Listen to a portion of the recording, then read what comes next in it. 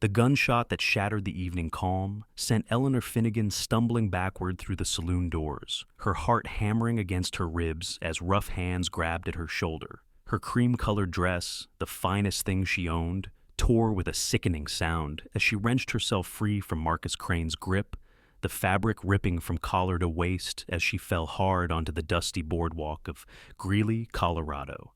It was the summer of 1882, and the town still carried the raw edges of frontier life, where violence simmered just beneath the surface of every interaction.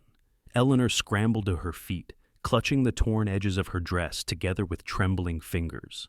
Behind her, Marcus filled the doorway, his face twisted with rage and whiskey.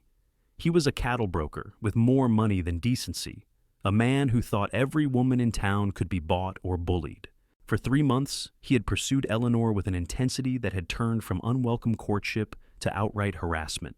Tonight, when she had refused him yet again, while serving drinks at the Silver Star Saloon, he had finally snapped. "You think you are too good for me?" Marcus snarled, stepping onto the boardwalk. "You are just a saloon girl, nothing more." Eleanor backed away, her boots scraping against the weathered wood. The street was busy with evening traffic, cowboys and miners moving between establishments, but no one met her eyes. This was how it worked in towns like Greeley. People looked away when powerful men like Marcus Crane caused trouble. She had learned that lesson well since arriving in Colorado 6 months ago, alone and desperate for work, after her father died from pneumonia back in Kansas. She turned to run, but Marcus lunged forward and grabbed her arm. Eleanor cried out as his fingers dug into her flesh, spinning her around. Her dress tore further, the sound of ripping fabric loud in her ears. She could smell the whiskey on his breath, see the dangerous glint in his bloodshot eyes. Fear flooded through her body, cold and paralyzing. Then a voice cut through the chaos, low and steady as rolling thunder. "Let her go!" Marcus's head snapped up, his grip loosening just enough for Eleanor to pull free. She stumbled sideways, catching herself against a wooden post, and finally saw the man who had spoken. He stood in the middle of the street, tall and lean, with dark hair that fell across his forehead and eyes the color of storm clouds. He wore the practical clothes of a working cowboy, dusty denim and a worn leather vest with a bandana tied loosely around his neck. His right hand rested near the revolver at his hip, not threatening, but ready. "This is none of your concern, Dawson," Marcus said, but Eleanor heard the uncertainty creeping into his voice. "I am making it my concern." The cowboy Dawson took 3 measured steps closer. "Miss, are you hurt?" Eleanor shook her head, still holding her torn dress together. Her whole body trembled with adrenaline and relief. "I am fine, thank you." "She is fine," Marcus repeated mockingly. "So, why don't you move along and mind your own business?" Isaiah Dawson did not move along. Instead, he closed the remaining distance between himself and Marcus, with a purposeful stride that made the cattle broker take an involuntary step backward. Isaiah was not the biggest man Eleanor had ever seen, but there was something in the way he carried himself that spoke of capability and quiet danger. "I saw what you did," Isaiah said, his voice never rising above conversational volume. "I saw you grab her, saw you tear her dress. Now you are going to apologize to the lady, and then you are going to walk away." Marcus's face flushed red. "You cannot tell me what to do. I have friends in this town, powerful friends." "Then go find them." Isaiah's expression remained neutral, but his eyes had gone hard. "Because right now, it is just you and me, and I am telling you to apologize and leave." For a long moment, the street seemed to hold its breath. Eleanor watched the 2 men face each other, Marcus bigger and louder, Isaiah calm and immovable. She realized that a crowd had gathered, people stepping out of shops and saloons to watch the confrontation. This was entertainment in a town where excitement was scarce and brutality common. Marcus must have realized he was losing face because his hand drifted toward his own weapon. "You think you are fast enough, cowboy?" "I know I am." Isaiah's voice remained steady. "But I would rather not find out. Just walk away." The tension stretched taut as wire. Then Marcus spat onto the boardwalk near Eleanor's feet and turned away, shouldering past the onlookers with muttered curses. Eleanor released a breath she had not known she was holding, her knees suddenly weak. The crowd began to disperse, disappointed that no violence had occurred, returning to their drinks and their own affairs. Isaiah turned to Eleanor, and his expression softened. "Are you sure you are all right, miss?" "Yes, I think so." Eleanor tried to steady her voice. "Thank you for intervening. I do not know what would have happened if you had not." "Nothing good." Isaiah glanced at her torn dress, then quickly looked away, a flush creeping up his neck. "Do you have somewhere safe to go? Someone who can help you?" Eleanor thought of her tiny rented room above the general store, of her few possessions and even fewer friends in this rough town. "I will manage, I always do." Something in her tone must have conveyed the loneliness behind those words, because Isaiah hesitated. "The boarding house where I stay, Mrs. Henderson runs it. She is a good woman, takes in respectable ladies. She might have a room, and she is handy with a needle if you need help with that dress." "I cannot afford a boarding house," Eleanor admitted, humiliation burning in her chest. "I can barely afford the room I have now." "Mrs. Henderson does not always charge full price for those in need," Isaiah said gently, "and she is always looking for help around the place. Could be she would trade room and board for work." Eleanor studied this stranger, who had appeared like an answer to a prayer she had not yet voiced. His face was sun-weathered and honest, with lines around his eyes that suggested he smiled more often than he frowned. There was dirt under his fingernails and dust on his boots, the marks of a man who worked for his living. Something in his manner reminded her of her father, that same quiet strength that did not need to boast or threaten. "Why are you helping me?" she asked. Isaiah considered the question seriously. "Because I have a sister back in Wyoming. She is about your age, and I hope if she ever needed help, some stranger would step up for her too." It was such a simple, honest answer that Eleanor felt tears prick her eyes. She blinked them back fiercely. "I would be grateful for an introduction to Mrs. Henderson." "Come on then," Isaiah gestured down the street. "It is just a few blocks. Do you need to get anything from the saloon first?" Eleanor shook her head. "I do not think I can go back there. Mr. Crane has too many friends among the clientele. Mr. Sullivan, the owner, he will not want trouble." "Then you will find other work," Isaiah said with quiet certainty. "Town this size always needs industrious people." They walked together through the evening streets of Greeley, Eleanor still clutching her torn dress, Isaiah maintaining a respectful distance beside her. The town had been established just over a decade earlier as an agricultural colony, an experiment in temperance and irrigation that had transformed the high plains into farmland. But the noble intentions of the founders had given way to the rougher realities of frontier life, and now Greeley was like any other western town, full of saloons and gambling halls despite the original temperance ideals. Mrs. Henderson's boarding house was a two-story structure painted white, with a well-maintained porch and actual curtains in the windows. It looked like a piece of civilization transplanted to the frontier, a promise that order and domesticity could triumph over chaos. Isaiah led Eleanor up the front steps and knocked firmly on the door. The woman who answered was in her 50s, with iron-gray hair pulled back in a severe bun and sharp eyes that missed nothing. Her gaze went immediately to Eleanor's torn dress, then to Isaiah, and her expression shifted from suspicion to concern. "Isaiah Dawson, what have you brought to my doorstep?" "Mrs. Henderson, this is Miss Eleanor Finnegan. She had some trouble in town tonight and needs a safe place to stay. I told her you might have a room available and that you could use some help around the house."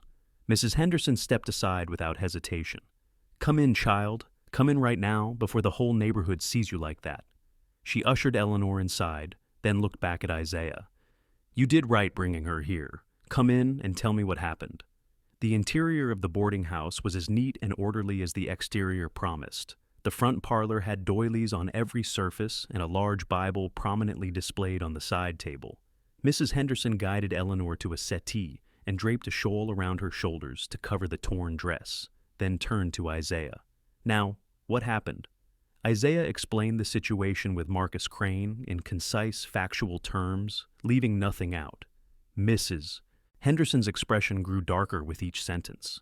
When he finished, she shook her head grimly. "Marcus Crane is a blight on this town. His father was a good man, but that son of his has too much money and too little character.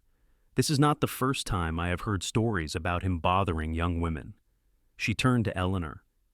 "Did he hurt you, dear?" "Just my dress and my pride," Eleanor said, trying to smile. "Thanks to Mr. Dawson, nothing worse happened." Thanks to God and Mr. Dawson both, Mrs. Henderson corrected. Now, Isaiah mentioned you might need work. What are your skills? Eleanor straightened her spine. I can cook and clean. I can sew well enough to make and mend clothing. I can read and write, and I do figures. I worked in my father's general store back in Kansas before he passed. Mrs. Henderson nodded approvingly. I could use someone with those skills. I take in laundry and do alterations for half the respectable families in town. And my eyes are not what they used to be for fine work. If you are willing to help with the housework and the sewing, I will give you a room and 3 meals a day. I cannot pay much in actual money, but I will give you $10 a month beyond room and board. It was a generous offer, far better than Eleanor's current situation. I would be very grateful, Mrs. Henderson. Good, that is settled then. Mrs. Henderson stood. Isaiah, you can head on home now. Miss Finnegan and I have things to discuss. But Isaiah did not stand. He shifted uncomfortably on his chair, then met Eleanor's eyes. Before I go, I want to say something. Marcus Crane is not going to take tonight well. He is a proud man, and I embarrassed him in front of half the town. He might try to cause trouble for you, Miss Finnegan. Eleanor felt her stomach clench. She had been trying not to think about that possibility. What do you suggest I do? Stay close to the boarding house for a while. Do not go out alone after dark, and if he approaches you again, you come find me. Isaiah reached into his vest pocket and pulled out a small piece of paper and a stub of pencil. He wrote quickly, then handed the paper to Eleanor. That is where I work, the Triple Bar Ranch about 5 miles north of town. If you need help, send word and I will come. You barely know me, Eleanor said softly. Why would you put yourself at risk for me? Isaiah stood, his hat in his hands. Because it is the right thing to do, and because I meant what I said earlier. No man should lay rough hands on a woman and get away with it. Marcus Crane learned that lesson tonight, but he might need a reminder. If he does, I will be happy to provide it. After Isaiah left, Mrs. Henderson showed Eleanor to a small but clean room on the 2nd floor. It had a real bed with a quilt, a washstand with a china pitcher and basin, and a window that looked out over the street. Compared to the cramped space above the general store where Eleanor had been living, it felt like a palace. Get some rest tonight, Mrs. Henderson said. Tomorrow we will start fresh. I will lend you a dress until we can mend that one properly. But Eleanor did not sleep well. Every time she closed her eyes, she saw Marcus Crane's furious face, felt his hands grabbing at her. She kept reliving those terrifying moments before Isaiah Dawson appeared, wondering what would have happened if the cowboy had not intervened. She also kept seeing Isaiah's calm gray eyes, hearing his steady voice promising that Crane would not touch her again. The next morning, Eleanor woke early and dressed in the borrowed calico dress Mrs. Henderson had provided. She found the older woman already in the kitchen, preparing breakfast for the boarding house residents. There were 5 other people staying at the house, Mrs. Henderson explained. 2 school teachers, a bank clerk, a widow who worked as a seamstress, and Isaiah Dawson himself. Isaiah stays here when he is in town, Mrs. Henderson said, expertly flipping pancakes on the griddle. He works at the Triple Bar most days, but he keeps a room here for his nights off in bad weather. Good, reliable tenant. Never late with his rent, never causes trouble. Eleanor helped set the table, trying to ignore the flutter in her stomach at the thought of seeing Isaiah again. She told herself it was simple gratitude, nothing more. The man had helped her in her moment of greatest need. It was natural to feel appreciative. The other boarders filtered in for breakfast, and Mrs. Henderson made the introductions. The school teachers, Miss Andrews and Miss Porter, were kind-faced women in their 30s. The bank clerk, Mr. Jennings, was a nervous man who kept adjusting his spectacles. The widow, Mrs. Coleman, had sad eyes but a warm smile. They all welcomed Eleanor politely, and if they were curious about her sudden appearance, they were too well-mannered to ask directly. Isaiah arrived last, his hair still damp from washing. He wore clean clothes, though they were as plain and practical as what he had worn the night before. When he saw Eleanor, relief crossed his face. Miss Finnegan, I am glad to see you well this morning. Thanks to you, Mr. Dawson. Just Isaiah, please. Then you must call me Eleanor. Mrs. Henderson watched this exchange with shrewd eyes, but she said nothing. The breakfast proceeded pleasantly, with easy conversation about town affairs and plans for the day. Eleanor learned that Isaiah had been working at the Triple Bar Ranch for 2 years, saving money to start his own spread eventually. He was 26 years old, originally from a small town in Wyoming, where his parents still lived with his younger sister. After breakfast, the boarders dispersed to their various occupations. Isaiah lingered in the hallway, clearly wanting to speak with Eleanor, but uncertain how to begin. "I brought your dress down," Eleanor said, breaking the awkward silence. "Mrs. Henderson is going to show me how she wants me to mend it. I am a fair hand with a needle, but that tear is substantial." Isaiah's jaw tightened. "I am sorry that happened to you. It was not your fault. You were the one who stopped it from becoming worse." Eleanor paused, then added quietly, "I keep thinking about what you said last night, about Marcus Crane holding a grudge." "I will not let him hurt you," Isaiah said with such conviction that Eleanor felt her breath catch. "I know I am just a ranch hand, and you do not really know me, but I give you my word, he will not touch you again. Ever." The promise hung in the air between them, weighted with meaning neither of them fully understood yet. Eleanor found herself unable to look away from Isaiah's steady gaze, feeling something shift in her chest, a connection forming like a rope drawing taut. Mrs. Henderson's voice called from the kitchen, breaking the moment. "Eleanor, dear, come help me with these dishes." Isaiah stepped back, settling his hat on his head. "I need to get to the ranch, but I will be back tomorrow evening. If you need anything before then, you send word." Eleanor spent the first day learning Mrs. Henderson's routines and standards. The older woman was exacting in her requirements but fair in her expectations. Together they washed dishes, swept floors, changed linens, and worked on the seemingly endless pile of mending and alterations that formed the basis of Mrs. Henderson's business income.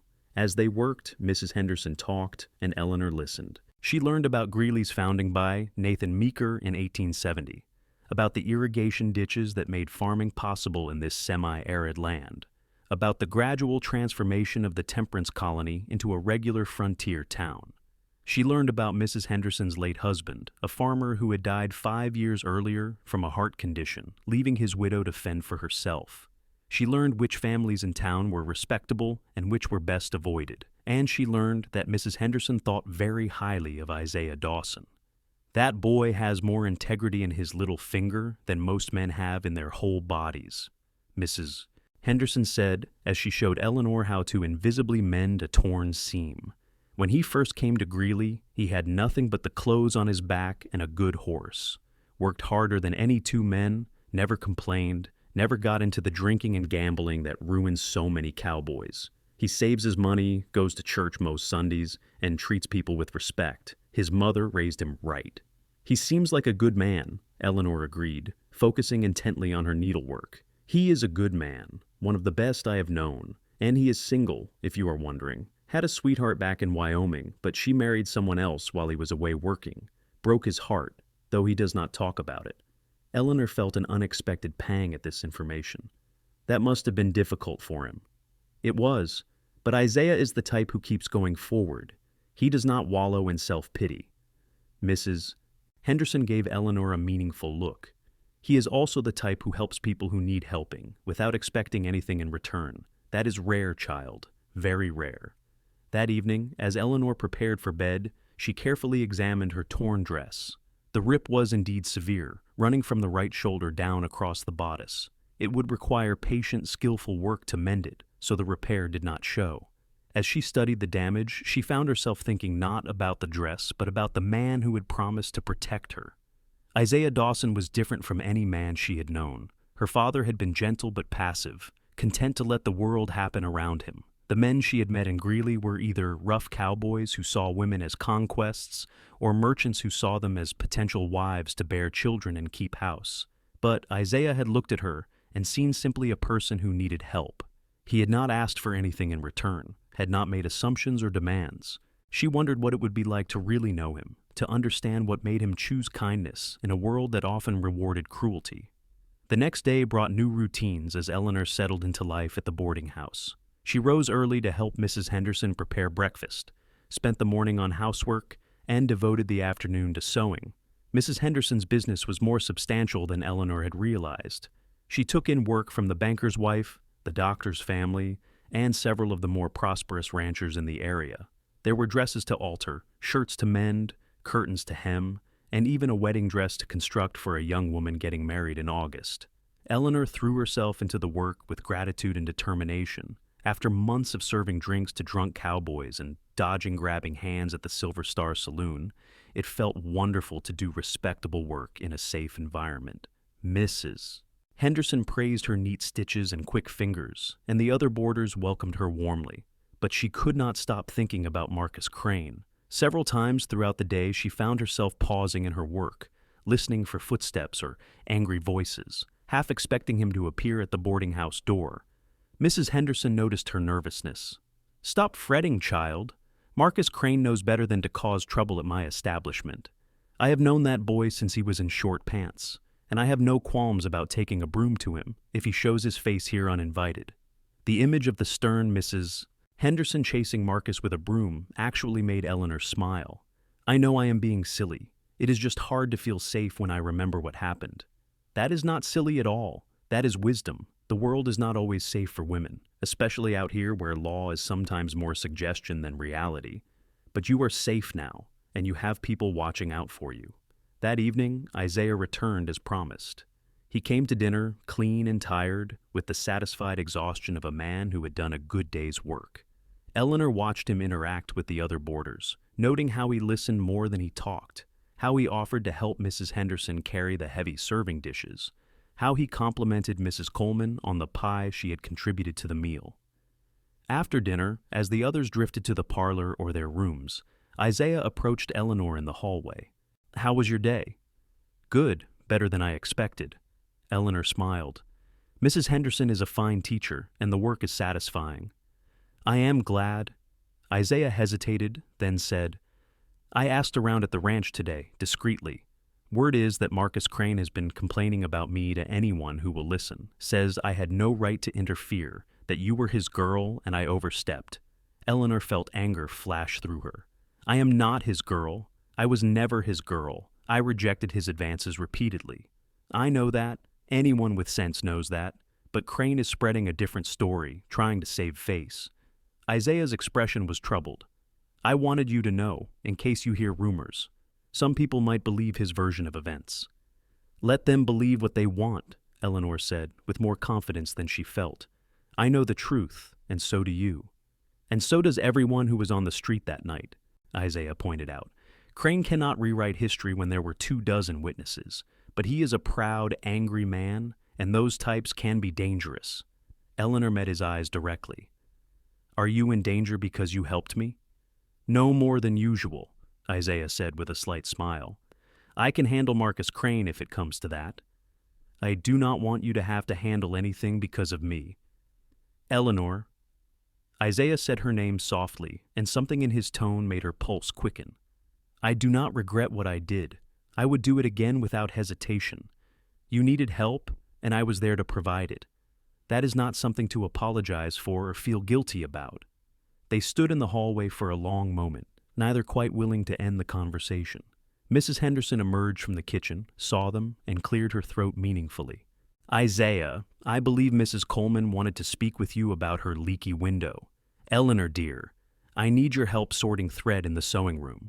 They parted with shy smiles, but Eleanor could feel Isaiah's gaze on her back as she followed Mrs. Henderson up the stairs. Over the following weeks, a pattern developed. Isaiah worked at the Triple Bar Ranch during the day and returned to the boarding house most evenings. He and Eleanor found increasingly frequent reasons to talk, to be in each other's company. Sometimes it was just a few words exchanged over breakfast. Other times, longer conversations in the parlor after dinner. They talked about their pasts, their hopes, their dreams. Eleanor learned about Isaiah's desire to have his own ranch someday, a spread where he could raise cattle and horses, build something lasting. Isaiah learned about Eleanor's love of reading, her grief over losing her father, her determination to make a better life for herself. Henderson watched their growing friendship with approval and carefully arranged opportunities for them to spend time together. She sent them on errands together, asked Isaiah to help Eleanor carry heavy baskets of laundry, suggested they take walks in the evening for fresh air. But the specter of Marcus Crane hung over everything. Eleanor heard gossip from the other boarders and from Mrs. Henderson's sewing clients. Crane was indeed spreading rumors, claiming that Eleanor had led him on and that Isaiah had interfered in a private matter. Some people believed him, particularly those who wanted to stay in his good graces. Others defended Eleanor, having witnessed the incident themselves or heard reliable accounts. The tension came to a head 3 weeks after that first night on the saloon boardwalk. Eleanor was walking back from the general store, where she had gone to purchase thread for Mrs. Henderson. It was mid-afternoon, broad daylight on a busy street, and she had thought herself safe, but Marcus Crane stepped out from an alley as she passed, blocking her path. "Miss Finnegan, we need to talk." Eleanor's heart hammered, but she kept her voice steady. "We have nothing to discuss, Mr. Crane. Please let me pass." "I have been very patient with you," Marcus said, his voice tight with suppressed anger. "I have given you time to come to your senses, but you continue to avoid me, continue to spread lies about me." "I have spread no lies. I have simply told the truth about what happened." Eleanor tried to step around him, but he moved to block her again. "The truth is that you are an ungrateful little—" "Is there a problem here?" Eleanor's relief at hearing Isaiah's voice was so overwhelming that she felt dizzy. He appeared beside her, his presence solid and reassuring. He must have seen them from across the street and come immediately. Marcus's face darkened. "This is a private conversation, Dawson. Move along." Miss Finnegan does not look like she wants to have a private conversation. Isaiah positioned himself between Eleanor and Marcus, not aggressively, but definitively. "She asked you to let her pass. I suggest you honor that request. And I suggest you mind your own business before you find yourself in serious trouble." Marcus took a step closer to Isaiah, using his superior height to intimidate. "You are just a ranch hand, Dawson. I could have you run out of this town with a word to the right people." "Then say that word," Isaiah replied calmly. "But first, step away from Miss Finnegan." A crowd was gathering, people stopping to watch the confrontation. Eleanor saw curious faces, some sympathetic, others merely entertained by the drama. She felt exposed and vulnerable, but Isaiah's steady presence kept her from panicking. Marcus looked around at the watching crowd and seemed to realize he was in danger of making the situation worse for himself. "This is not over," he said, but he stepped back, allowing Eleanor to pass. Isaiah took Eleanor's arm gently and guided her away. They walked in silence for a block, putting distance between themselves and Marcus Crane before Eleanor found her voice. "Thank you, again. I seem to keep saying that to you." "You do not need to thank me." Isaiah's jaw was tight with anger, but his touch on her arm remained gentle. "But Eleanor, this is getting dangerous. Crane is not going to let this go. He is fixated on you, and men like that do not respond to reason or rejection. What should I do?" Eleanor hated the tremor in her voice, but fear had her by the throat. "I cannot hide in the boarding house forever." Isaiah stopped walking and turned to face her fully. "No, you cannot. But you can be careful, and you can let people help you. Mrs. Henderson, me, the sheriff, if necessary. You do not have to face this alone." Eleanor looked up into his earnest gray eyes and felt something crack open in her chest. "Why do you care so much? You barely know me?" Isaiah was quiet for a long moment. "I know you better than you think. I know you are brave and hardworking. I know you are kind to Mrs. Coleman, even though she talks too much, and patient with Mr. Jennings, even though he is terribly boring. I know you have a beautiful laugh that you do not let out often enough. I know you lost your father, and it still hurts every day. I know you came to a strange town with nothing and built a life through sheer determination." He paused, then added softly, "And I know that since the day I met you, I have thought about you every morning when I wake up and every night before I sleep." Eleanor's breath caught. The world seemed to narrow to just the two of them standing on the dusty street, Isaiah looking at her with such open honesty that she could not doubt his words. "Isaiah," she began, but did not know how to finish. "You do not have to say anything," he said quickly. "I know this is not the right time, with everything that is happening with Crane, but I wanted you to know. I wanted you to understand why I cannot just walk away and let him harass you. It is not only because it is the right thing to do, it is because I care about you, Eleanor. I care about you very much." Eleanor's mind whirled with a dozen different responses, but what came out was simply, "I care about you too." Isaiah's face transformed with a smile that made Eleanor's stomach flutter. He reached out and gently squeezed her hand, a brief touch that promised more. Then we will figure this out together. Crane thinks he can intimidate you into submission, but he has never faced anyone who had Isaiah Dawson on her side. That evening, Isaiah did not return immediately to the ranch. Instead, he accompanied Eleanor back to the boarding house and insisted on speaking with Mrs. Henderson about the encounter with Marcus Crane. The older woman's face grew grimmer and grimmer as they recounted the story. "That settles it," she declared. "Eleanor, you do not go anywhere alone from now on. If you need to run errands, you take someone with you. Isaiah, when you are in town, you keep an eye out. I am going to have a word with Sheriff Morrison, too. He needs to know that Marcus Crane is escalating his harassment." But when Mrs. Henderson visited the sheriff the next day, she returned with disappointing news. Sheriff Morrison, while sympathetic, explained that Crane had not actually done anything illegal. Talking to someone on a public street was not a crime. Unless he physically harmed Eleanor or made explicit threats, there was little the law could do. "That is the way of things out here," Mrs. Henderson told Eleanor bitterly. "Women have to protect themselves because the law will not do it for them until after the harm is done." The situation cast a shadow over the following days. Eleanor tried to maintain her normal routines, but she felt constantly watched, constantly anxious. She jumped at unexpected sounds and felt her stomach knot whenever someone knocked on the boarding house door. The other boarders, learning of the situation, rallied around her with kind words and practical support. Miss Andrews and Miss Porter insisted on accompanying her on errands. Mr. Jennings, despite his nervous nature, promised to alert the sheriff if he saw any suspicious activity. Mrs. Coleman shared stories of her own encounters with difficult men, offering hard-won wisdom, and Isaiah became her steadfast protector. He rearranged his work schedule to spend more time in town, taking on odd jobs during the day so he could be near the boarding house. He fixed Mrs. Henderson's front steps, repaired a broken window frame, and built new shelves in the storage room. Work that kept him close and available. One evening about a week after the street confrontation, Eleanor found Isaiah on the back porch of the boarding house, working on her torn dress by lantern light. She had nearly forgotten about it in the turmoil of recent events, but there he sat, needle in hand, carefully mending the long rip with small, precise stitches. "Isaiah, what are you doing?" Eleanor stepped onto the porch, amazed by the sight of the tough cowboy doing delicate needlework. He looked up with a slightly embarrassed smile. "Mrs. Henderson mentioned you have been too busy to finish mending this. I thought I would help.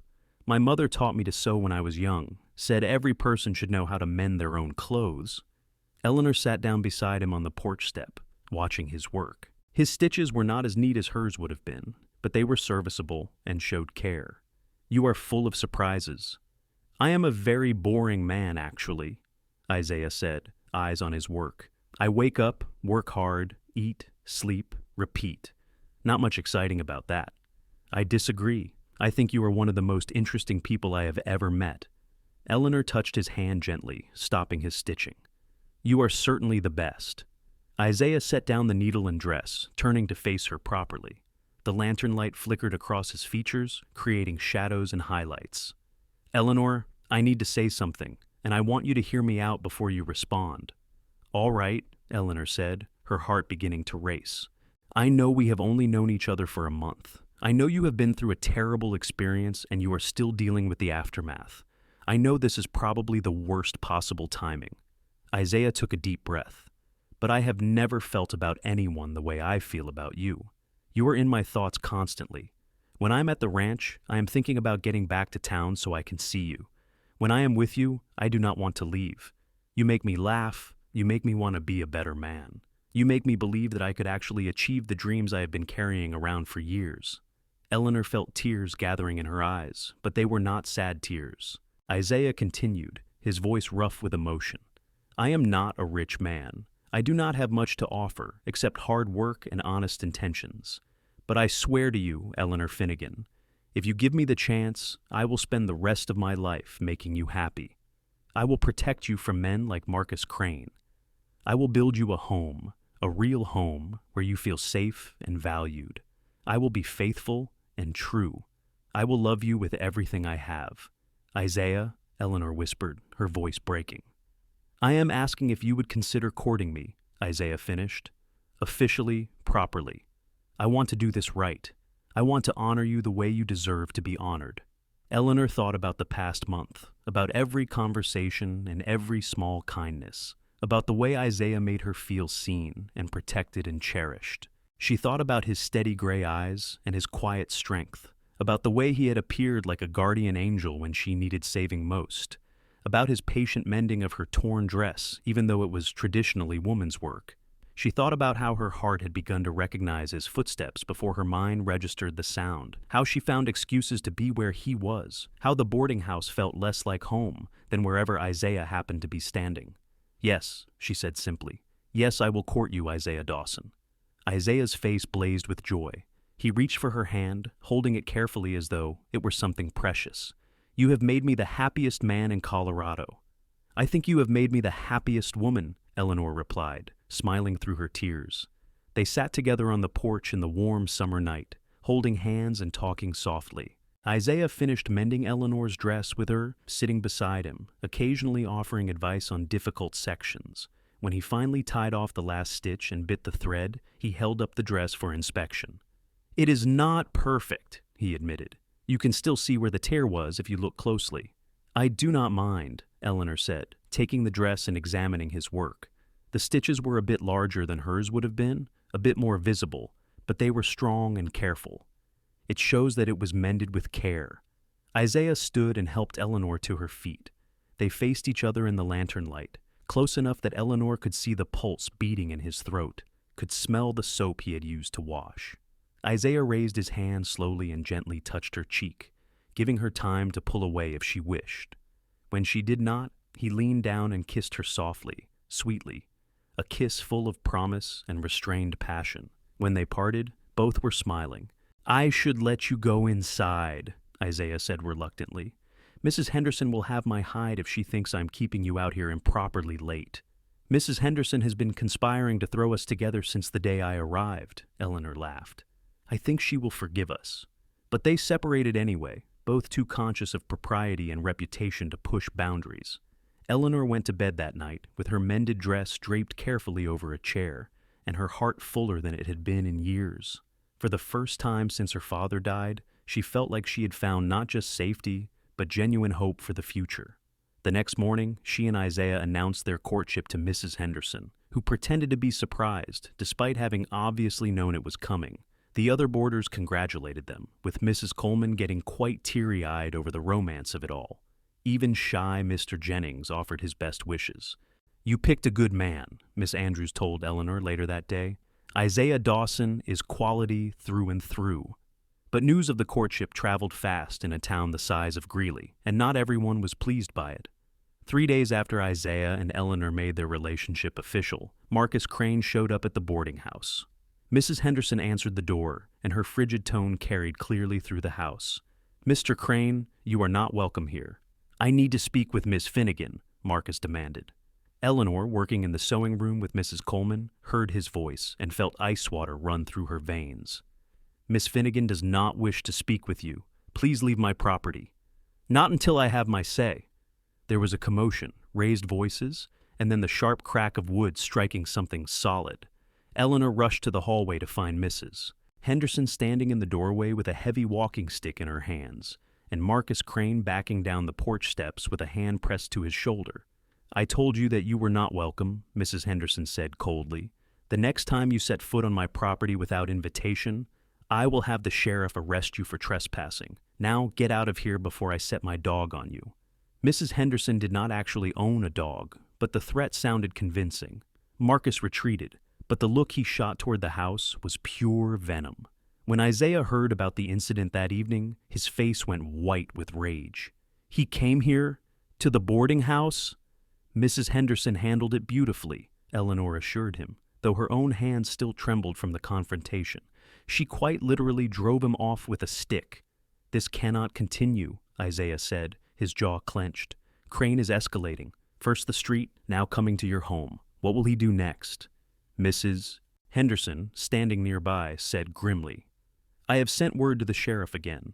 Marcus Crane did trespass on my property after being told to leave, and I have a house full of witnesses to that fact. Maybe that will be enough to make Morrison take action." Sheriff Morrison did indeed pay a visit to Marcus Crane, but the result was merely a warning. Crane was ordered to stay away from the boarding house and to cease harassing Eleanor, but everyone knew that such warnings only worked if the person involved respected authority. Marcus Crane clearly did not. The situation created a pall over what should have been a joyful time. Isaiah and Eleanor were courting, spending their precious free time together, getting to know each other better with each passing day. They took walks in the evening, always chaperoned by one of the other boarders. They attended church together on Sundays. Isaiah taught Eleanor to ride horses on his days off, borrowing gentle mounts from the Triple Bar Ranch. Eleanor mended Isaiah's clothes and cooked special dishes for him when it was her turn to help with dinner. They talked endlessly, sharing stories and dreams.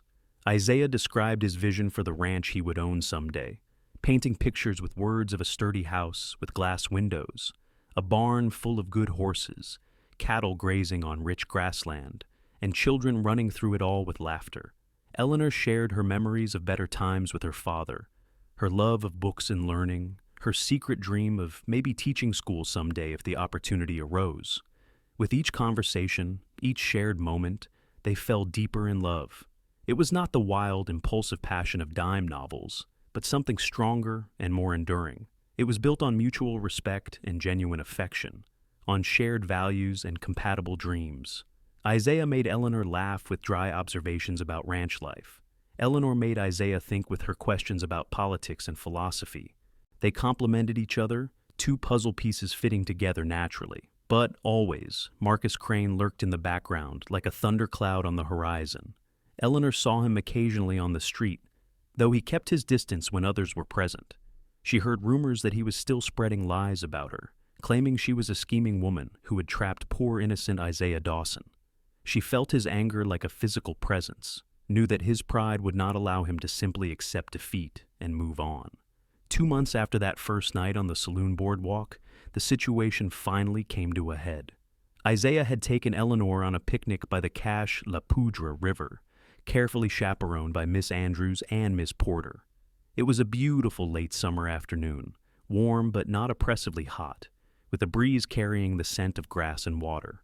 They spread blankets on the riverbank and enjoyed the meal Eleanor had prepared: fried chicken, biscuits, potato salad, and apple pie.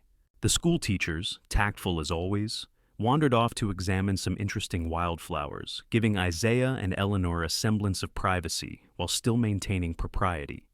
Isaiah lay back on the blanket, his hat over his eyes, perfectly relaxed. Eleanor sat beside him, working on a bit of embroidery she had brought along. "This is nice," Isaiah said contentedly. "Just peaceful." "It is," Eleanor agreed, setting down her needlework to watch the river flow past. "I have been thinking, Isaiah, about the future." Isaiah lifted his hat to look at her. "What about it?" "About when you will have your ranch. I have been saving money from what Mrs. Henderson pays me. It is not much, but it could help with supplies or stock." Isaiah sat up, his expression serious. "Eleanor, you do not need to contribute money. I would never expect that." "I know you would not expect it, but we are partners, are we not? Or we will be someday if you still want." Eleanor felt herself blushing. Isaiah took her hand. "If I still want to marry you, Eleanor, that is the only thing I am certain about in this world. I have been trying to be patient, trying to court you properly, but I think about it every day. I want you to be my wife. I want us to build that ranch together, to make a life together." "Then let me help build it," Eleanor said firmly. "Marriage should be a partnership. My father always said that." "Your father was a wise man." Isaiah squeezed her hand. "All right. When we marry, we will pool our resources and build our future together. But, Eleanor, I need you to know something. Even if we never have a ranch, even if I stay a ranch hand for the rest of my life, I will still want you. The ranch is a dream, but you are the reality I choose every day." Eleanor leaned over and kissed him, a brief touch of lips that still sent shivers through her body. "How did I get so lucky as to find you?" "I think I am the lucky one," Isaiah replied. "You were the one who needed saving, but somehow you saved me too." They were so absorbed in each other that neither noticed Marcus Crane approaching until he was nearly upon them. He had clearly been drinking, his face flushed, and his movements unsteady. Miss Andrews and Miss Porter were hurrying back toward the blankets. alarm written on their faces. "Crane," Isaiah said, standing immediately and positioning himself between Marcus and Eleanor. "You need to leave." "I need to leave?" Marcus laughed bitterly. "This is public land, Dawson. I have as much right to be here as you do." "Then we will leave," Isaiah said calmly, though Eleanor could see the tension in his shoulders. "Come on, Eleanor. Ladies, gather the picnic things." But as Eleanor stood, Marcus surged forward and grabbed her arm, yanking her toward him. "You do not get to just walk away, not after what you have done to my reputation." Isaiah moved fast, breaking Marcus's grip on Eleanor and shoving him backward. "I told you once. I am telling you again. You do not touch her. Ever." Marcus stumbled but caught himself. He was bigger than Isaiah, with the bulk of a man who did not do physical labor but ate well. "You think you are such a hero, do not you, Dawson? Saving the damsel in distress, but you are just a dirt-poor cowboy who will never amount to anything." "Maybe so," Isaiah agreed, "but I am a dirt-poor cowboy who knows how to treat a woman with respect. That puts me ahead of you." Marcus's face twisted with rage. He lunged at Isaiah, swinging wildly. Isaiah dodged the first blow and landed a hard punch to Marcus's midsection. Marcus grunted and swung again, this time connecting with Isaiah's jaw. The two men grappled, stumbling across the riverbank. Eleanor screamed for them to stop. Miss Andrews ran toward town, presumably to get help. Miss Porter grabbed Eleanor's arm, holding her back from the fight. "Let the men sort it out," Miss Porter said, though her voice shook. Isaiah and Marcus traded blows, both landing hits. But Isaiah had the advantage of sobriety and years of hard physical labor that had made him strong and quick. He got Marcus in a hold, forcing him to the ground. Marcus struggled, cursing viciously, but Isaiah held him firmly. "Are you finished?" Isaiah panted. "Because I can keep this up all day if needed." Marcus went limp, and Isaiah cautiously released him. But as soon as he was free, Marcus reached into his boot and pulled out a knife. Eleanor screamed. Isaiah jumped backward, but not quite fast enough. The blade sliced across his forearm, drawing a line of blood. Everything happened very quickly after that. Isaiah grabbed Marcus's wrist and twisted hard, forcing him to drop the knife. Then he hit Marcus once, twice, 3 times in rapid succession. Marcus crumpled to the ground and did not get up. Isaiah stood over him, breathing hard, blood dripping from his arm. For a long moment, no one moved. Then Eleanor rushed forward, pulling off her shawl to wrap around Isaiah's bleeding arm. "Oh God, Isaiah, you are hurt." "I am fine," Isaiah said, though his face was pale. "It is just a scratch." It was more than a scratch, but the cut was clean and not too deep. Eleanor bound it tightly with her shawl, her hands shaking. Marcus Crane groaned and stirred on the ground, but did not try to get up. Sheriff Morrison arrived 15 minutes later, with Miss Andrews leading him and 2 deputies in tow. He took in the scene with experienced eyes, the 2 disheveled men, the blood on Isaiah's arm, the knife lying in the grass. "All right, someone tell me what happened here." 4 different voices started talking at once. The sheriff held up his hand for silence, then pointed at Miss Porter. "You, madam, you look the most calm. Tell me the story." Miss Porter gave a clear, concise account of Marcus arriving at their picnic uninvited, grabbing Eleanor, and then attacking Isaiah with first his fists and then a knife. Miss Andrews confirmed every detail. Eleanor and Isaiah remained quiet, letting the witnesses speak. When the school teachers finished, Sheriff Morrison looked down at Marcus Crane with disgust. "Marcus, you are going to jail. Assault with a deadly weapon, I think that will stick. And harassment, and public drunkenness, and being a general menace to society." "You cannot arrest me," Marcus slurred. "My father—" "Your father is dead, and even when he was alive, he could not have saved you from this," the sheriff interrupted. "You attacked a man with a knife in front of witnesses. That is attempted murder. You are looking at serious time." The deputies hauled Marcus to his feet and put him in irons. As they led him away, he twisted to look back at Isaiah and Eleanor. "This is not over. I will make you both pay for this." "I think it is over," Sheriff Morrison said tiredly. "You will be locked up for a good long while, Marcus. Use that time to think about how you got here."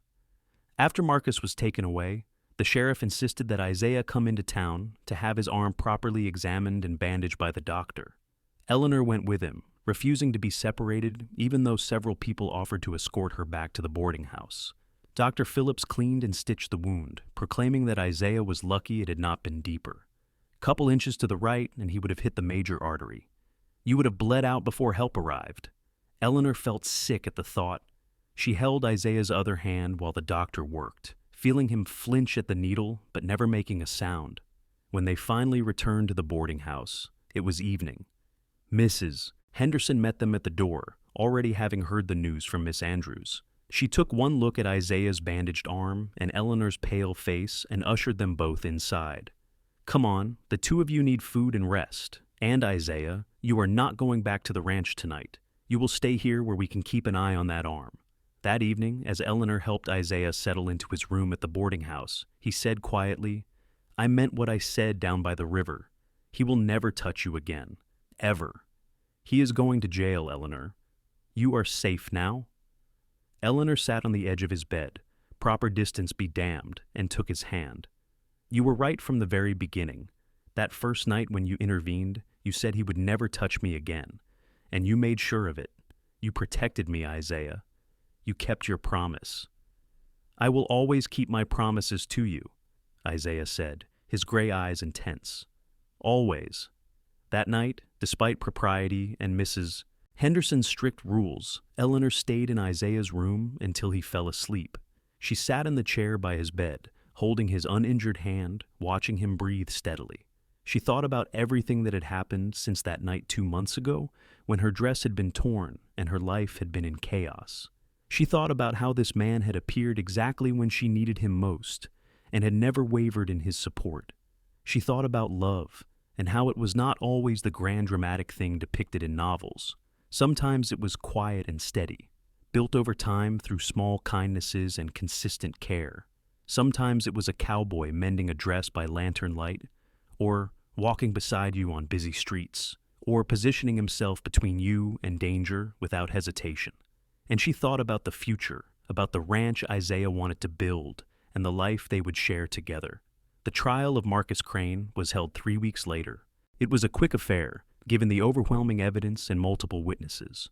Marcus's lawyer tried to argue that Isaiah had provoked the attack, but Miss Andrews and Miss Porter firmly testified that Marcus had been the aggressor throughout.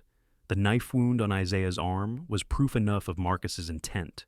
The judge sentenced Marcus to 5 years in territorial prison.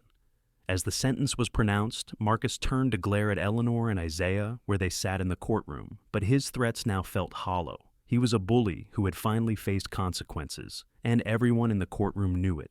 After the trial, life in Greeley returned to a more peaceful rhythm. Isaiah continued working at the Triple Bar Ranch, now with the recommendation and increased respect of the ranch owner, who had heard about the knife fight and approved of Isaiah defending a lady's honor. Eleanor continued her work with Mrs. Henderson, building a reputation as a skilled seamstress, and their courtship deepened into something unshakable. On a crisp October evening, with autumn painting the cottonwood trees gold, Isaiah took Eleanor for a walk by the river, where Marcus had attacked them months earlier. Eleanor had not been back since that day, but Isaiah insisted it was important to reclaim the place, to replace the bad memory with something good. They walked hand in hand in the fading light, talking quietly. The river ran clear and peaceful, and somewhere nearby a bird sang its evening song. When they reached the spot where they had spread their picnic blanket all those weeks ago, Isaiah stopped and turned to face Eleanor. I brought you here for a reason, he said, his voice slightly nervous. I wanted to take back this place from Marcus Crane.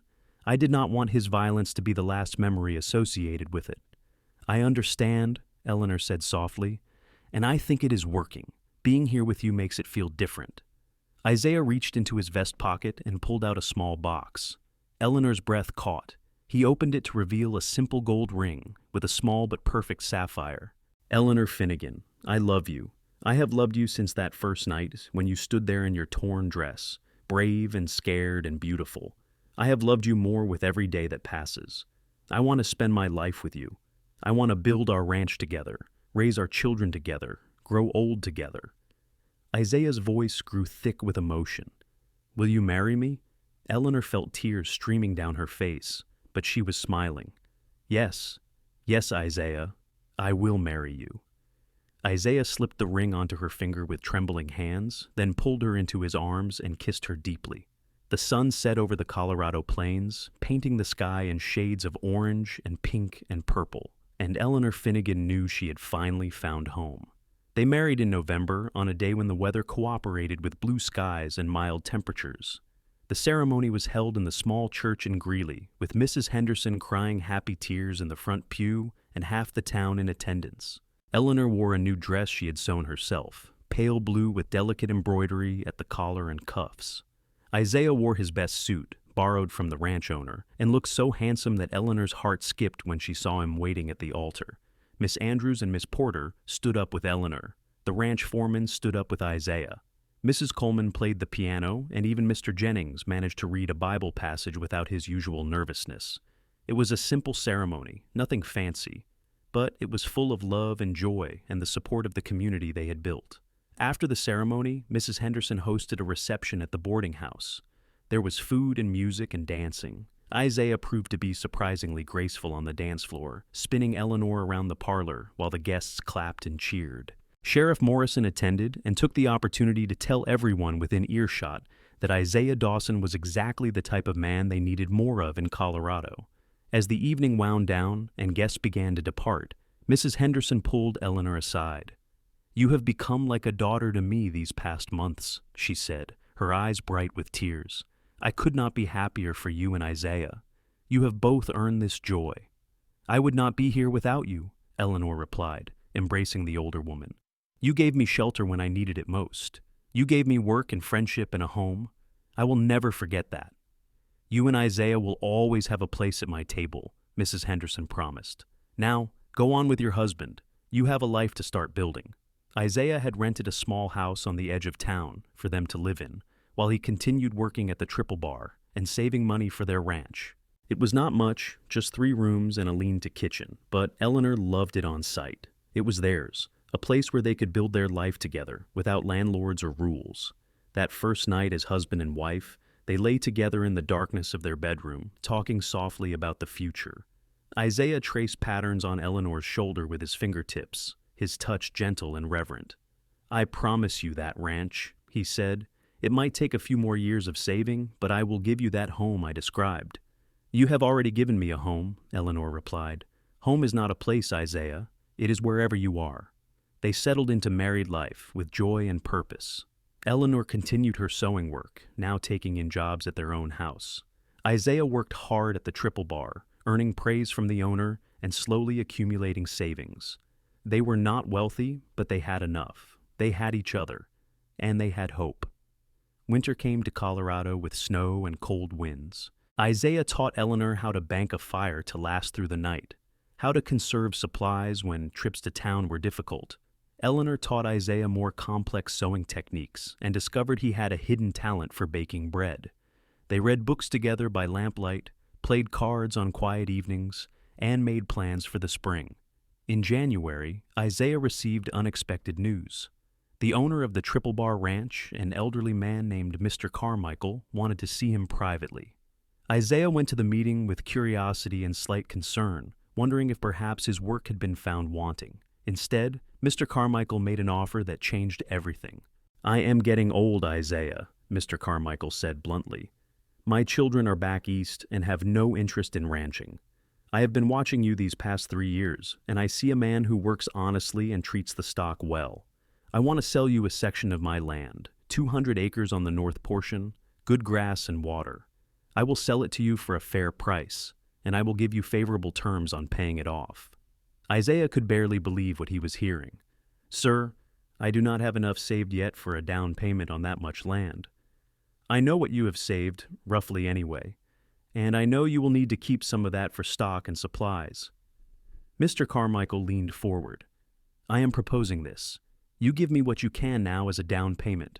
You continue working for me part-time while you build up your own herd.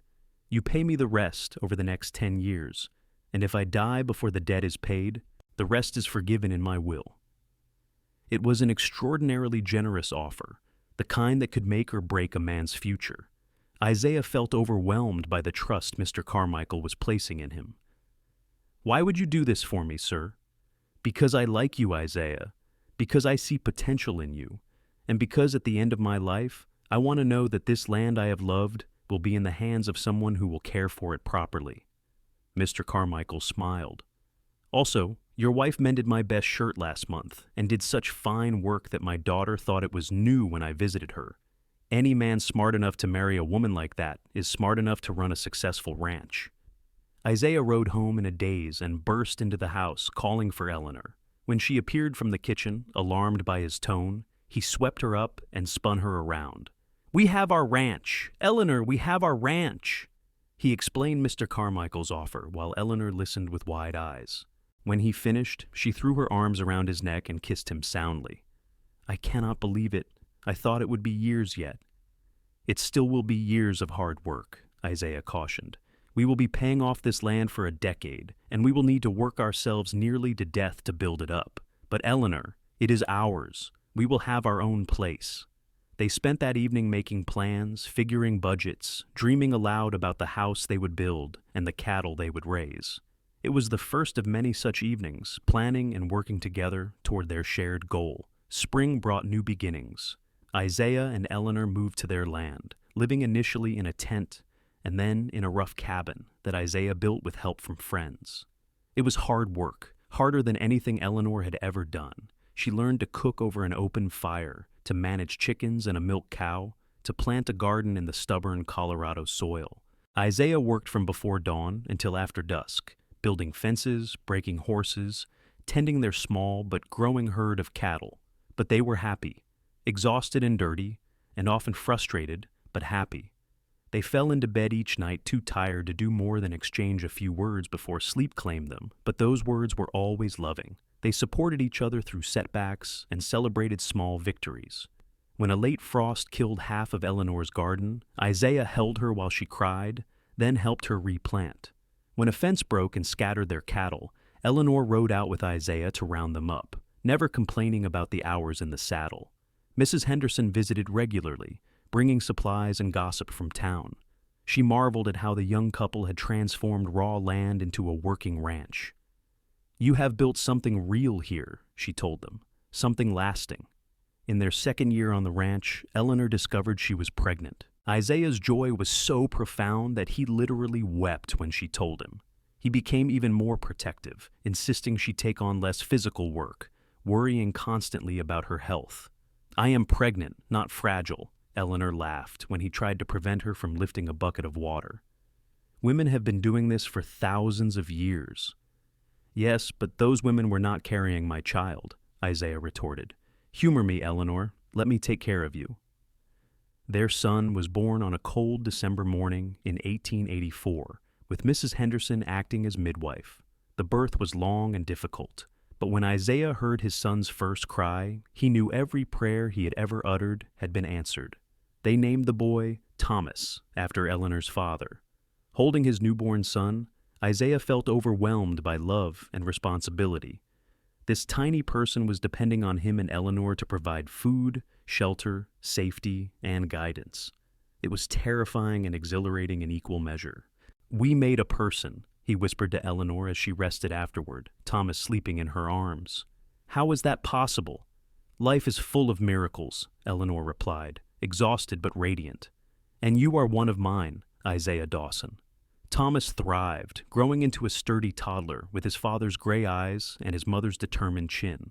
The ranch prospered too. Isaiah's hard work and honest dealing earned him respect among other ranchers. Eleanor's sewing skills provided supplemental income and gave her something to do during the long hours when Isaiah was out working the cattle. They added a room to their cabin, then another, slowly transforming it from rough shelter to comfortable home. In their 5th year on the ranch, Eleanor gave birth to twin daughters, Margaret and Rose.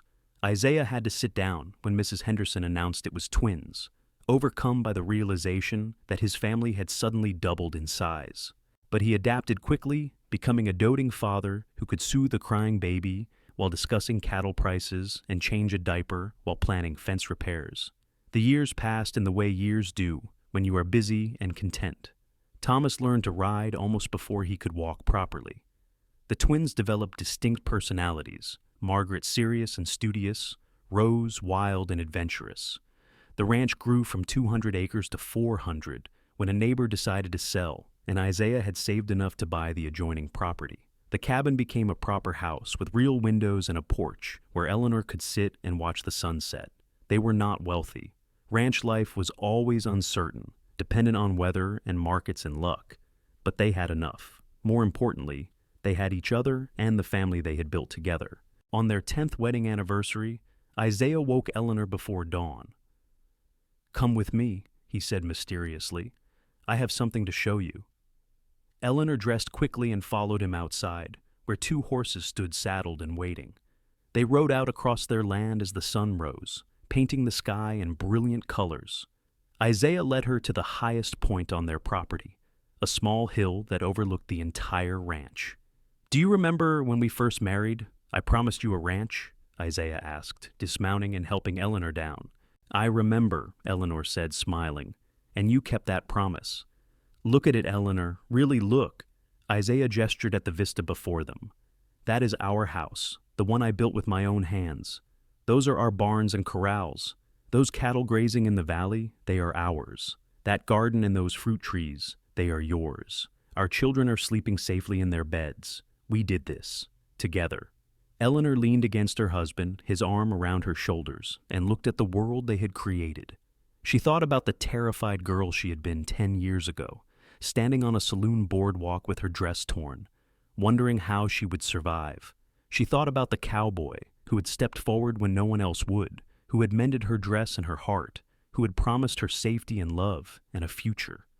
"We did do this," she agreed, "and it is more than I ever dreamed of." Isaiah pulled her around to face him. At 36, he had lines around his eyes and gray threading through his dark hair, marks of hard work and worry and laughter. To Eleanor, he was more handsome than ever.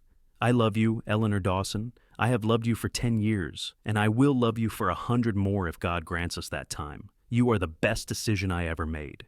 "I love you too," Eleanor replied, tears gathering in her eyes. "You saved me, Isaiah. Not just that night in Greeley, but every day since. You gave me a life I did not know was possible." They kissed on that hilltop as the sun rose fully over their ranch. 2 people who had found each other when they needed it most, and had built something beautiful from that chance encounter. Years continued to pass. Thomas grew into a young man with his father's work ethic and his mother's intelligence. He took over more and more of the ranch work, eventually becoming Isaiah's full partner. Margaret attended the new school in Greeley and surprised everyone by declaring she wanted to be a teacher. Rose learned to rope and ride, as well as any cowhand, and announced she was going to be a rancher like her father. Isaiah and Eleanor added 2 more children to their family, another son named James and a daughter named Catherine. Mrs. Henderson grew old but remained a constant presence in their lives, visiting the ranch regularly until her health failed. Eleanor nursed her through her final illness, grateful for the chance to repay some of the kindness the older woman had shown her all those years ago. Mrs. Henderson died peacefully in her sleep at the boarding house, and the whole town turned out for her funeral. Isaiah and Eleanor wept together, mourning the woman who had brought them together and supported them through their early struggles. The ranch continued to prosper. Isaiah's reputation as an honest dealer and skilled cattleman meant he always had buyers for his stock. Eleanor's sewing work evolved into training younger women in the trade, passing on skills that would allow them to support themselves. Together, they became pillars of the Greeley community, known for their generosity and integrity. Marcus Crane was released from prison after serving his 5-year sentence, but he never returned to Greeley. Rumor had it he had gone to California, seeking a fresh start where his reputation had not preceded him. Eleanor occasionally thought of him, mostly to marvel at how someone who had caused her such fear had ended up as merely a bad memory, powerless to touch her present happiness. On their 20th anniversary, the whole family gathered at the ranch for a celebration. Thomas was courting a nice girl from town. Margaret was teaching at the school in Greeley and loving every minute of it. Rose was managing a section of the ranch and doing it as well as any man. James and Catherine were still children, but already showing signs of the strong character their parents had modeled. As Eleanor watched her family laugh and eat and celebrate, she felt Isaiah's hand slip into hers. They exchanged a glance full of shared history and deep contentment. They had weathered every storm together, built a life from nothing, raised children who were becoming fine adults. They had kept every promise made on that long-ago evening when Isaiah had mended Eleanor's torn dress with careful stitches and sworn that Marcus Crane would never touch her again. and he never had. Marcus Crane had tried to break Eleanor, had tried to take her dignity and safety, but Isaiah Dawson had stood in his way. More than that, Isaiah had loved Eleanor with a steadiness that had allowed her to heal and grow and flourish. He had been her protector and her partner, her friend and her lover, her rock when everything else seemed uncertain. That night, after the guests had left and the children were in bed, Isaiah and Eleanor sat on their porch in the comfortable rocking chairs they had acquired over the years. The stars were brilliant overhead, and the night air carried the scent of hay and horses and home. "What are you thinking about?" Isaiah asked, reaching over to take Eleanor's hand. "Everything," Eleanor replied. "Our whole life together. How impossibly lucky I am. How grateful I feel for every single day we have had." "Even the hard days?" Isaiah teased gently. "Especially the hard days," Eleanor said seriously. "Because we got through them together. That is what matters." Isaiah lifted her hand to his lips and kissed it gently. "When I saw you that night in Greeley, standing there with your dress torn and fear in your eyes, I had no idea you would become the center of my entire world. I just knew I had to help, and somehow, helping you became the best thing I ever did." "You mended more than my dress that night," Eleanor said softly. "You mended my faith in humanity. You showed me that there are good men in this world, men who protect instead of harm, men who love instead of control. And you showed me what I was working for all those years," Isaiah replied. "I thought I wanted a ranch, land of my own, success by normal standards. But what I really wanted was this, a family, a partner to share the journey, love that lasts."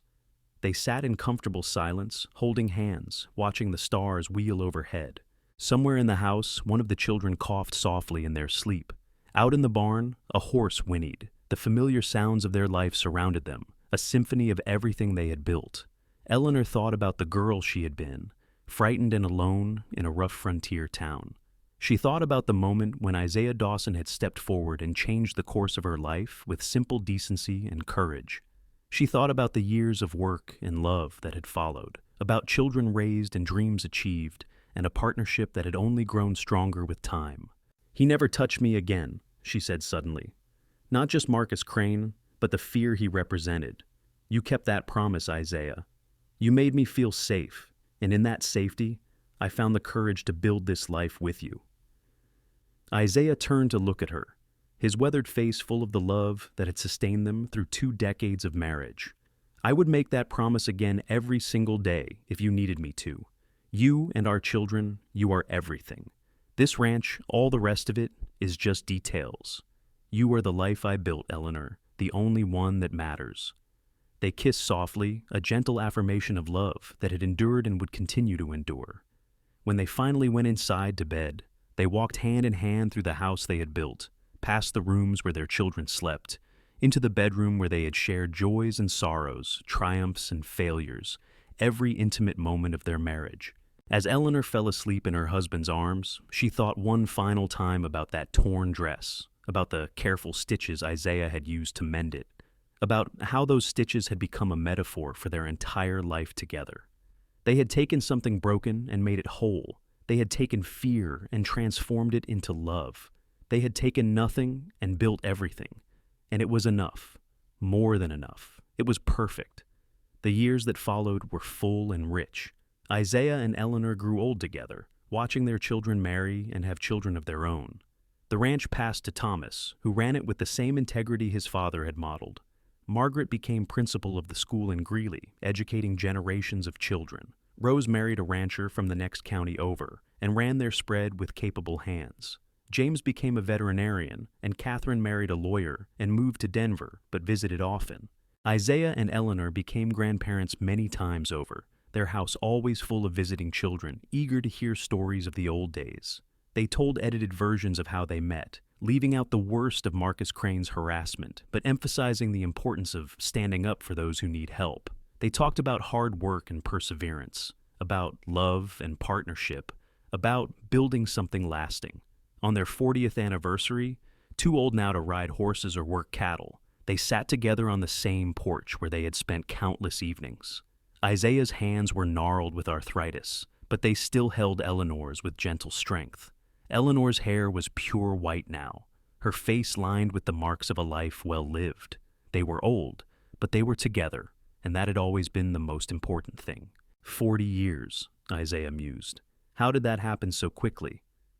I think time moves faster when you are happy, Eleanor replied, and I have been happy every single day with you. Even the day I accidentally set the barn on fire trying to clear that wasp nest, Isaiah asked with a slight smile. Eleanor laughed, the sound still as musical as it had been when she was young. Even then, though I was less happy in the moment than I am in retrospect. They sat quietly for a while, just being together in the way that old couples do, comfortable with silence and each other. The ranch spread out before them, changed from when they had first claimed it, but still recognizably theirs. The house had been expanded multiple times. New barns and outbuildings dotted the property. Fences stretched to the horizon. I have been thinking, Eleanor said eventually, about that night when we met, about how different my life would have been if you had not intervened.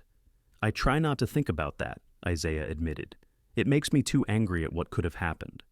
I think about it sometimes, but not with fear anymore, just with gratitude. Eleanor squeezed his hand. You gave me everything, Isaiah. A home, a family, safety, love, purpose and partnership and joy. All because you had the courage to step forward when someone needed help.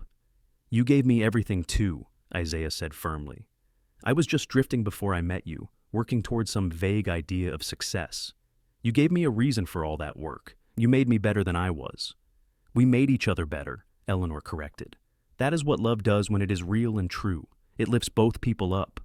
They watched the sunset paint the sky in brilliant colors, another day ending on the life they had shared. Isaiah thought about all the sunsets they had witnessed together. Thousands upon thousands, each one precious. He thought about the girl with the torn dress who had become the woman beside him, strong and wise and beautiful in ways that transcended physical appearance. He thought about the life they had built from nothing but hard work and mutual devotion. I love you, Eleanor Dawson, he said, the same words he had spoken countless times over 40 years. I will love you forever. And I love you, Isaiah Dawson, Eleanor replied, her voice steady despite the tears in her eyes. In this life and whatever comes after. They sat together as the stars emerged, holding hands, their hearts beating in the comfortable rhythm of a partnership that had stood the test of time. The ranch was quiet around them, settling into night. Their family was safe, their legacy secure, their love undiminished by the years. Isaiah thought one final time about the promise he had made so long ago, standing in a dusty street in Greeley with a frightened young woman depending on his protection. He will never touch you again, ever, he had said. And he had kept that promise not just for a day or a year, but for a lifetime. He had kept Eleanor safe, not with violence or dominance, but with steady, unwavering love. He had shown her that safety could be found not in isolation, but in partnership, not in fear, but in trust. And Eleanor thought about the torn dress that had brought them together, about the careful stitches that had mended it, about how sometimes the broken places in life become the strongest parts if they are repaired with love and care. She thought about the terrified girl she had been, and the confident woman she had become, transformed not by one dramatic moment, but by 40 years of small kindnesses and consistent support. They had lived a good life. More than good, it had been extraordinary in its own quiet way. They had faced challenges and overcome them. They had raised children who were themselves good people. They had built a legacy that would outlast them. Most importantly, they had loved each other with a depth and constancy that had made every day worthwhile. As the stars wheeled overhead and the night deepened around them, Isaiah and Eleanor Dawson remained on their porch, two old people who had once been young and scared and hopeful, who had found each other in the chaos of a violent moment and had transformed that chaos into love, into family, into home. They had kept their promises to each other. They had built their dreams. They had lived their love story from first meeting to happily ever after. And it had been more beautiful than any tale told in books. The end had come, but it was a good end, a complete end, with every thread tied off neatly and every promise kept. They had lived well, loved deeply, and left the world better than they found it. What more could anyone ask from a life? Nothing, Isaiah thought, feeling Eleanor's hand warm in his. Absolutely nothing.